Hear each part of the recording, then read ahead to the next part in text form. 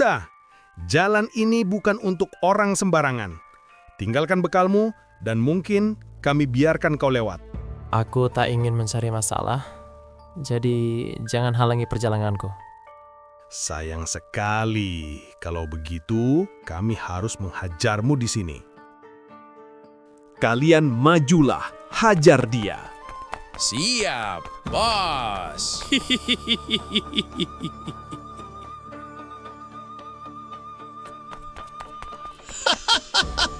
Yuhuu!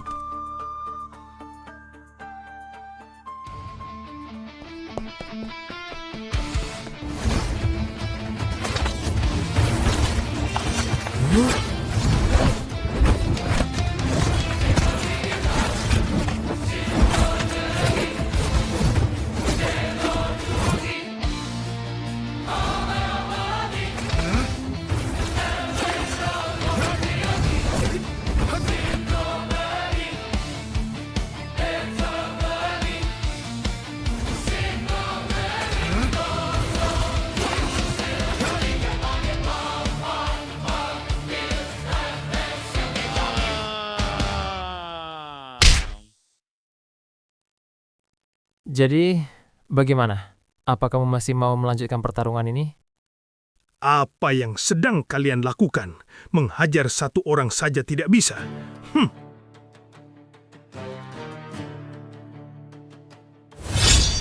Symphonic matter, singing ortan musik.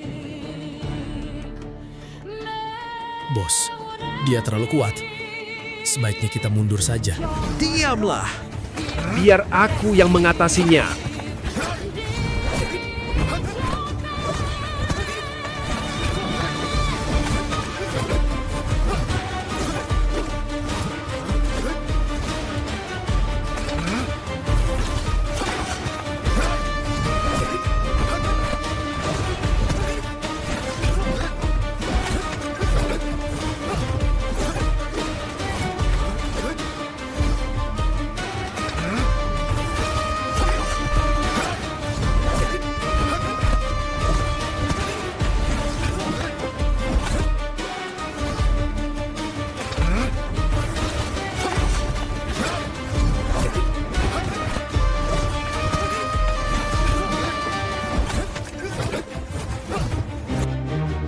Bukankah sudah ku bilang sebaiknya kita mundur saja, bos?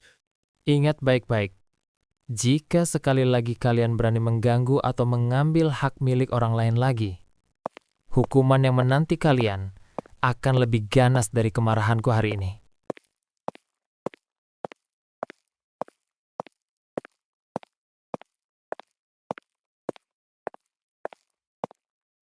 Terima kasih banyak Tuan atas kemurahan hati Anda.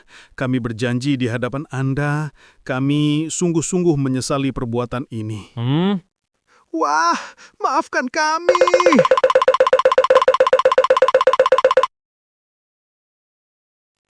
Aku harus segera mencari cara untuk memperdalam ilmu pengendalian dari. Karena kebijaksanaan sejati tidak akan lahir dari hati yang dikuasai gejolak emosi. Aku tidak boleh membiarkan amarah ini mendikte tindakanku.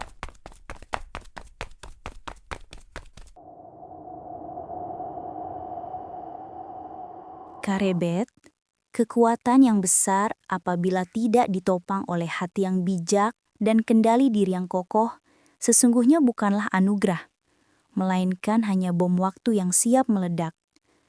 Ingatlah, kekuatan tanpa kendali akan berujung pada kehancuran dan bencana bagi diri sendiri maupun orang di sekitar. Aku jadi teringat dengan ibu.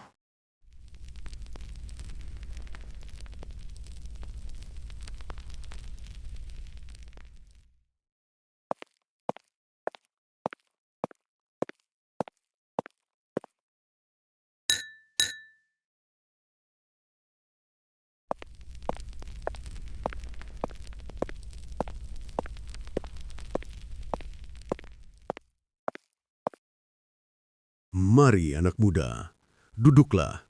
Wajahmu lelah seperti orang yang telah jauh berjalan. Terima kasih, Pak. Aku Karebet dari Desa Tingkir. Saya hendak menuju Selo untuk menemui Ki Ageng Selo, tapi saya ingin tahu, siapa kini yang menjadi pemimpin di kerajaan Demak? Saya mendengar dulu ada Raden Patah dengan sifatnya yang bijak. Apakah beliau masih berkuasa? Oh, kamu adalah anak muda yang haus kabar. Raden Patah memang raja besar, pendiri kerajaan Demak. Setelah beliau wafat karena sakit, tampuk pemerintahan kerajaan secara sah dipegang oleh putra mahkota, yaitu Sultan Pati Unus.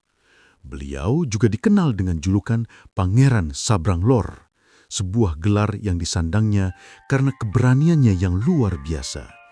Ia adalah seorang raja yang dengan berani menentang Portugis. Ia menyeberangi Laut Utara, Jawa, untuk memimpin serangan besar menentang dominasi Portugis di Malaka. Dengan ratusan kapal ia berangkat menentang senjata api.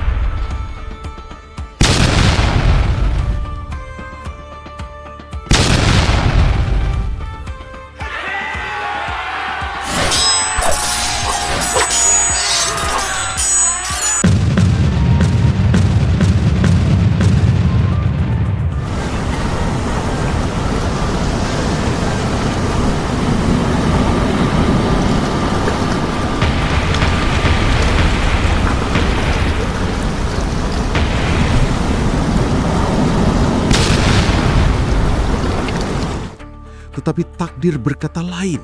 Kapalnya ditembak meriam dan ia gugur di lautan dan wafat sebagai syahid.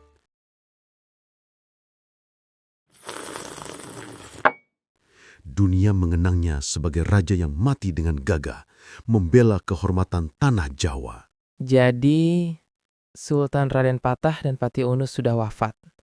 Lalu siapa sekarang yang menggantikannya? Setelah pergantian kepemimpinan, Kerajaan Demak kini dipimpin oleh Sultan Trenggana.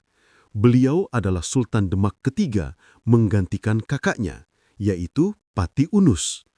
Beliau adalah sosok raja yang memadukan keadilan, seorang penguasa dengan semangat seorang penyebar Islam. Ia juga pelindung utama penegak hukum. Berkat tangan dinginnya, Demak tumbuh dengan subur. Tetapi di luar kerajaan masih banyak yang berjuang menemukan makna sejati kehidupan. Salah satunya yaitu adalah Ki Ageng Selo, sang penangkap petir. Kalau begitu, keputusanku untuk melangkah ke sana adalah tindakan yang paling tepat. Mohon doa restu Anda agar saya bisa diterima dan dibimbing sebagai muridnya dapat terkabulkan. Terima kasih atas waktunya, Pak. Saya mohon izin untuk pamit undur diri karena saya perlu segera melanjutkan perjalanan. Berangkatlah dengan langkah yang tenang, Nak. Sesungguhnya, perjalananmu ke Selo bukan sekedar mencari ilmu. Kamu akan menemukan lebih dari sekedar pengetahuan duniawi. Kamu akan diuji. Dan yang terpenting, kamu akan benar-benar mengenali dan memahami siapa dirimu yang sesungguhnya.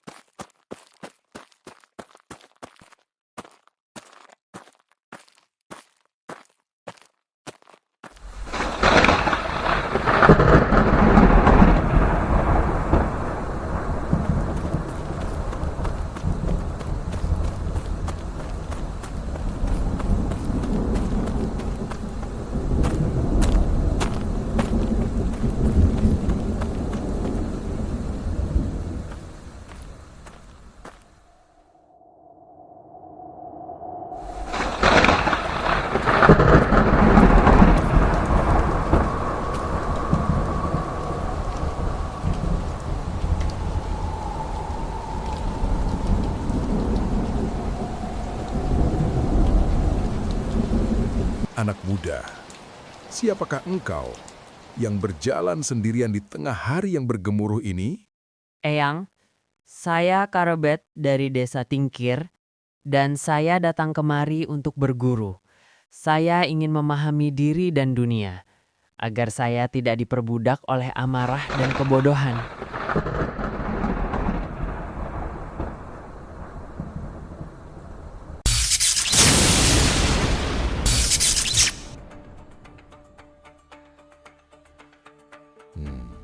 Percayalah, Nak. Hembusan angin takdir yang membawamu kemari bukanlah suatu kebetulan belaka. Namun sebelum engkau mampu menggenggam dan menguasai ilmu, kamu wajib terlebih dahulu menguasai dirimu sendiri. Sebab ilmu pengetahuan yang besar tanpa disertai pengendalian diri yang kuat tidak lebih dari kobaran api yang bebas, yang pada akhirnya hanya akan melahap dan membinasakan pemiliknya sendiri. Mohon perkenan Eyang untuk membimbing hamba. Saya siap menjalankan semua laku dan persyaratan yang harus dipenuhi. Ilmu sejati tidak ditemukan di medan perang.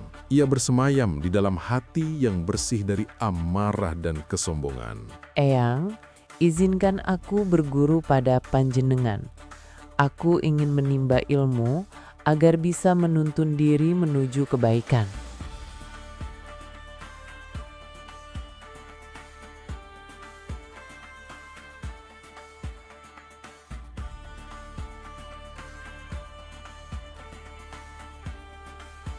Nah, sepertinya takdirmu tidak terikat di tempat ini.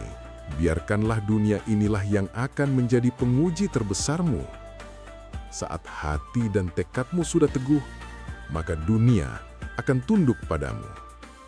Dengarlah, Nak, kelak kau akan memegang tampuk kekuasaan. Tapi ingatlah, air dan api tak pernah bersatu. Bila kamu ingin selamat, jadilah air yang menyejukkan, bukan api yang membakar. Sebab api akan melahirkan keturunanmu, dan itu akan menyalakan dunia baru. Jangan berkecil hati, Nak.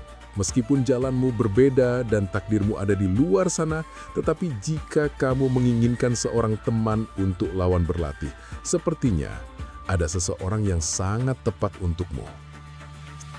Siapakah Eyang, sosok yang kiranya bersedia menemaniku berlatih? Dia adalah putraku sendiri, namanya Enis. Saat ini ia sedang menjalani latihan pertapaan tertutup.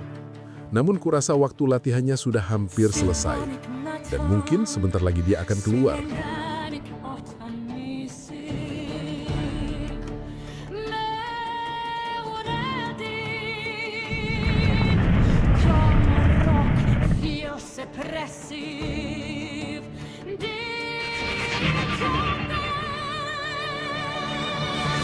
Apa kamu lihat gua yang ada di depan itu? Disitulah Enis berlatih.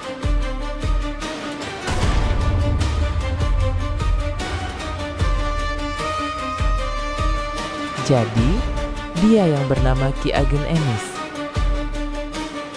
Sungguh aura yang sangat luar biasa.